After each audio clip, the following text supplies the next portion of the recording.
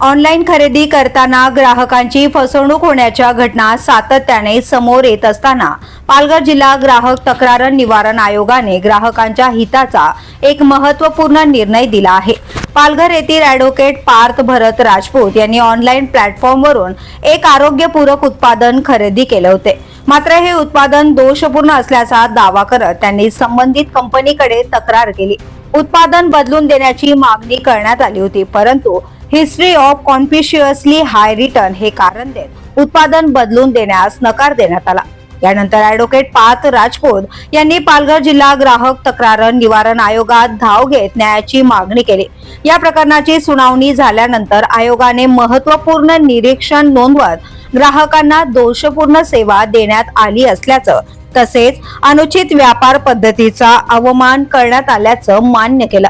आयोगाच्या अध्यक्ष मंदाकिनी भोसले आणि सदस्य अनुष्का श्रेष्ठ यांनी दिलेल्या आदेशानुसार Amazon seller service private limited आणि RK World Infocom private limited यांनी तक्रारदाराला नुकसान भरपाई देण्याचे निर्देश दिले आहेत। या निर्णयामुळे ऑनलाईन खरेदी करणाऱ्या ग्राहकांच्या हक्कांना बळ मिळाले असून ई कॉमर्स प्लॅटफॉर्मवर विक्री करणाऱ्या कंपन्यांची जबाबदारीही अधोरेखित झाली आहे। ग्राहकांचा विश्वास संपादन करण्यासाठी अशा प्लॅटफॉर्मनी विक्रेत्यांची योग्य पडताळणी करणे आणि ग्राहकांच्या तक्रारींचे प्रभावी निवारण करणे आवश्यक असल्याचं या निकालातून स्पष्ट झालंय। दरम्यान या प्रकरणातील तक्रारदार ॲडव्होकेट पार्थ भरत राजपूत यांनी या निर्णयाचे स्वागत केले असून ग्राहकांनी अन्याय झाल्यास कायदेशीर मार्गाचा अवलंब करून न्याय मिळवावा असे आवाहन त्यांनी केले आहे।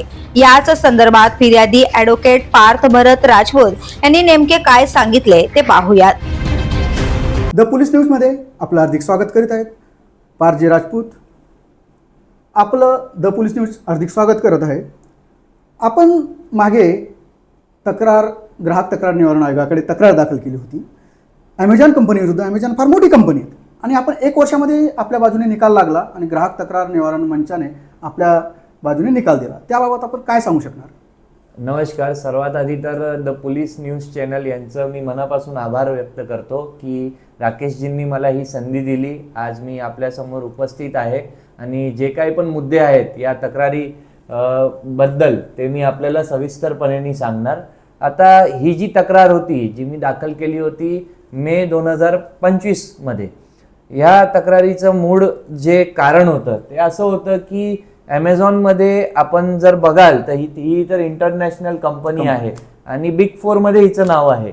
आणि सर्वात महत्त्वाची बाब अशी आहे याच्यामध्ये की हे जेवढे पण हेल्थ सप्लिमेंट प्रोडक्ट्स विकतात ॲमेझॉनच्या ई कॉमर्स प्लॅटफॉर्मवरती, त्या हेल्थ सप्लिमेंट्स जे प्रोडक्ट्स आहेत त्यांचे, ही जी कॅटेगरी आहे त्यांची प्रोडक्ट्सची, याच्यामध्ये असा घोळ होत आहे ग्राहकांचा की हे प्रोडक्ट ऑर्डर करताना आपल्याला असं वाटतं की आपण ॲमेझॉनमधून प्रोडक्ट ऑर्डर करतोय, पण खरं म्हणजे जी वस्तुस्थिती आहे ती अशी आहे की ॲमेझॉनवरती प्रोडक्ट लिस्ट होतात आणि लिस्ट केल्यानंतर त्याच्यामध्ये सेलर असतो, एक मिडलमॅन असतो जो हा प्रोडक्ट आपल्याला देत असतो, डिलिव्हर करायची जी कंपनी आपले माल उत्पादन करते आणि ती विकते, ती ॲमेझॉन कंपनी त्यांनी रजिस्ट्रेशन केलेलं असतं। हो, आणि मग त्या माध्यमातून आपल्याला ते भेटत असतं। हो हो हो। तर याच्यामध्ये असं झालं आहे की खूप वेळेस जे ग्राहक असतात त्यांची अशी फसवणूक होते की ते प्रोडक्ट ऑर्डर करतात, त्यांना असं वाटतं की आपण ॲमेझॉनमधून ऑर्डर करतोय। ॲमेझॉनचं जर आपण कुठल्याही प्रकारची जाहिरात पाहाल तर त्याच्यामध्ये सर्वात आधी त्यांचे जे मुद्दे असतात ते असे असतात की ट्रस्टेड सेलर्स, व्हेरीफाईड प्रोडक्ट्स, त्याच्यानंतर मग त्यांचा अजूनही एक मुद्दा असतो की आपण जे काही पण प्रोडक्ट देतोय ते डिलिव्हरी, इझी रिटर्न्स। तर मग याच्यामध्ये असं झालं आहे की हेल्थ सप्लिमेंट प्रोडक्ट्स हे रिटर्न घेत नाही, सर्वात महत्त्वाची गोष्ट। आणि जे ग्राहकाची जी फसवणूक झाली होती याच्यामध्ये, त्यांनी एक हेल्थ सप्लिमेंट ऑर्डर केला। हेल्थ सप्लिमेंट ऑर्डर केल्यानंतर त्याला असं जाणवलं की हा जो हेल्थ सप्लिमेंट आहे तो डुप्लिकेट आहे, हा असा बोगस रीतीचा सप्लिमेंट त्याच्या हातात आला होता। प्रश्न असा आहे, आता ॲमेझॉन कंपनी एवढी मोठी कंपनी आहे, तिचे विदेशामध्ये पुन्हा म्हणजे जगामध्ये तिचं चालतं। आता ती ज्यावेळी एखाद्या कंपनीला रजिस्टर करते, तिचे प्रॉडक्ट तिच्याकडे विक्रीला ठेवते, तिचं व्हेरिफिकेशन करत नाही का? किती लोकांची फसवणूक करणार नाही का? ग्राहकांची फसवणूक करणार, याच्या बाबतीत तर व्हेरिफिकेशन झालं पाहिजे। हो, तर ते जे सेलर असतो, जो सेलर असतो, मिडल पर्सन असतो, त्याची व्हेरिफिकेशन केली जाते, पण ती व्हेरिफिकेशन कुठल्या पद्धतीची होत आहे त्याच्यामध्ये एकदा आपल्याला दक्षता घेण्याची गरज आहे. कारण जर तुम्ही माझी केस किंवा माझं जे ऑर्डर आहे, जजमेंट झालेली आहे, आदेश जे माननीय कमिशननी केलेला आहे, त्याच्यामध्ये जर आपण पाहाल तर जो सेलर आहे तोच व्हेरीफाईड असून पण त्याचा जो पत्ता आहे तिथे तो उपस्थित नाहीये. हो, म्हणजे फर्जी पत्ता दिला गेला आहे. हो. आणि त्यांनी रजिस्टर करताना जो पत्ता दिला तो फर्जी होता. आणि जर पत्ता फर्जी होता, जर आपण म्हणतो की पत्ता हा फर्जी होता, तर आपण पुढे जाऊन सीपीसीच्या अंतर्गत आपण पेपर नोटीसही केली होती. तर पेपर नोटीस जेव्हा आपण नोव्हेंबर 2025 मध्ये जेव्हा आपण पेपर नोटीस केली, त्या पेपर नोटीसची पण दक्षता त्या कंपनीने घेतली नाही. म्हणजे कंपनीला असं वाटतं ग्राहकाला काही नुकसान झालं, ग्राहकाच्या तक्रारीकडे लक्ष द्यायचं नाही, त्याची लूट हो, त्याचं नुकसान हो, त्याच्याशी कंपनीला घेणं देणं नसतं. आणि ही कंपनी अस्तित्वात आहे की नाही आहे याच्यावरती पण एक प्रश्नचिन्ह आहे. म्हणजे अमेझॉन कंपनी ज्या कंपनीकडनं प्रोडक्ट घेते ग्राहकांना देते, त्या कंपनीचे व्हेरिफिकेशन करत नाही, ती डुप्लिकेट आहे, ती चांगला माल देते अथवा नाही, ती फसवणूक तर करत नाही, याचा कधीही तपास केला जात नाही असं एकंदरीत दिसतं. हो. आणि अजून एक आयोगाने जो निकाल दिला त्या निकालात काय म्हटलंय, आणि एका वर्षामध्ये निकाल लागणार तर कोर्टाची पायरी चढली तर वर्ष निघून जातात, त्याच्यामुळे ग्राहक तिथं जात नाही. तुम्ही चांगल्या पद्धतीने ती केस हँडल केली, एका वर्षात निकाल लागला, तर तो निकाल एवढा लवकर कसा लागला आणि का लागला?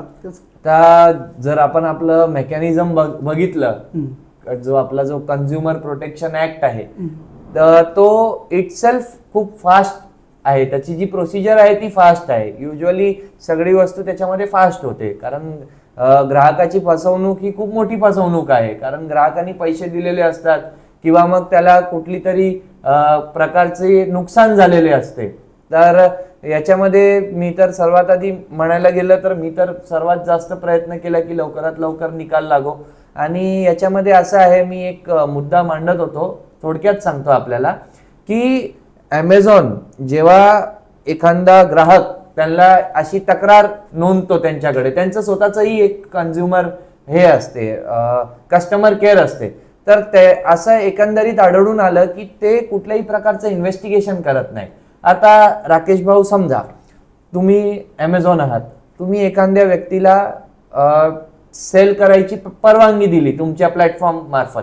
आता त्या XYZ कंपनीने कुठला प्रोडक्ट कन्झ्युमरला सेल केला आणि कन्झ्युमरची तक्रार आहे की तो प्रोडक्ट चुकीचा आहे, तर ॲमेझॉन याच्यामध्ये काय दक्षता घेत आहे, कुठल्या प्रकारची चौकशी करत आहे, ते सुद्धा ॲमेझॉननी केलं नाही. म्हणजे अमेझॉन या ठिकाणी चुकीचंच होतं आणि आतून ते चुकीचं वागत आहे. हो हो. बरं वकील साहेब, कोर्टाने निकालात काय म्हटलंय? कोर्टाने निकालात स्पष्टपैकी सांगितलेलं आहे की डेफिशियन्सी ऑफ सर्व्हिस म्हणजे ज्या प्रकारे माझी किंवा ग्राहकाची जी फसवणूक झालेली आहे ती डेफिशियन्सी ऑफ सर्व्हिस मध्ये येते. आणि त्याच्यावरती जे काही पण हे त्रास झालेला आहे त्याच्याबद्दल तर नुकसान भरपाईसाठी सांगितलेलंच आहे कोर्टाने. तुमच्या प्रॉडक्टची रक्कम, त्याच्यानंतर तुम्हाला झालेला मानसिक त्रास, त्याच्यानंतर तुम्हाला कोर्टामध्ये जावं लागलं, याची सरी नुकसान भरपाई द्यायची. हो हो हो. आणि 10% व्याजही आहे. Very good. ग्राहक तक्रार निवारण आयोगाने जो निकाल दिलेला आहे तो खरंच स्वागतार्थ आहे. कारण की एक सामान्य आमच्या पत्रकारांमध्ये म्हटलं जातं की शहाण्याने कोर्टाची पायरी चढू नये, परंतु तुम्ही जी फसवणूक झाली होती त्या पद्धतीने अमेझॉन सारख्या कंपनी विरुद्ध आयोगाकडे गेले आणि आयोगाने निकाल दिला, एक चांगला आहे. हा लोकांना कळावा आणि ज्या ग्राहकांची जी फसवणूक होत असेल तर त्यांनी ह्या पद्धतीने आयोगाकडे तक्रार दाखल करावी आणि आपलं म्हणणं कायदेशीर पुराव्याशी मांडल्यास असा न्याय भेटू शकतो. तर तुम्ही ग्राहकांना कशा पद्धतीने फसवणूक होते आणि ती टाळण्यासाठी काय केलं पाहिजे, काय सांगू शकतात एक आमच्या प्रेक्षकांना आणि ग्राहकांना? फसवणूक तर कोणाची पण होऊ शकते. आजकालचा जो डिजिटल एरा आहे त्याच्यामध्ये कोणाची फसवणूक होऊ शकते. पण खूपसे ग्राहक असे असतात की ते असं विचार करतात की बाबा आता आपण याच्यामधून बाहेर पडू, जे झालं ते झालं. पण मला हे सांगायचं आहे की कुठल्याही प्रकारची तुमची तक्रारी असतील तर जे कॉम्पिटंट अथॉरिटी असेल त्यांच्याकडे तुम्ही अप्रोच व्हा आणि कुठलीही प्रकारची फसवणूक सहन करून घेऊ नका. मी खऱ्या अर्थानं ॲडव्होकेट पार्थ राजपूत यांचं अभिनंदन करेल की त्यांनी एका वर्षामध्ये अमेझॉन कंपनीसारख्या विरुद्ध लढले आणि ग्राहकाला न्याय मिळवला. आणि या माध्यमातून एखादी कंपनी ग्राहकाची फसवणूक करू शकत नाही तिला कुठेतरी अंकुश बसला पाहिजे या पद्धतीने जे आपण हा निकाल आयोगाने दिला आहे, पालघर ग्राहक तक्रार निवारण आयोगाने जो निकाल दिला, खऱ्या अर्थानं त्या आयोगाचे अध्यक्ष जे सदस्य असतील त्यांचेही अभिनंदन. आणि वकील साहेब, तुमच्या माध्यमातून ग्राहकांना कळालं आहे की जर फसवणूक होत असेल, आपले पैसे हे मिळाले पाहिजे किंवा त्रास झाला आहे त्याचा आपल्याला नुकसान भरपाई भेटली पाहिजे, म्हणून अशा कंपनीविरुद्ध तक्रारी केल्या पाहिजे. ग्राहकाचा तो अधिकार आहे आणि तो जागरूक करण्यासाठी आपण त्या पद्धतीने लढा दिला. तुमचं मनापासून मी अभिनंदन करतो आणि तुम्हाला या यशाबद्दल शुभेच्छा देतो. अशाच पद्धतीने काही ग्राहकांच्या तक्रारी आल्या, आपण त्या लढणार अशी अपेक्षा व्यक्त करतो. आणि आपण शेवट एकच सांगा ग्राहकांना की आपण काय काळजी घ्यावी. धन्यवाद राकेशजी. आणि ग्राहकांना माझा एकच संदेश आहे की जागो ग्राहक जागो. Very good. धन्यवाद. The police news bureau, Mumbai.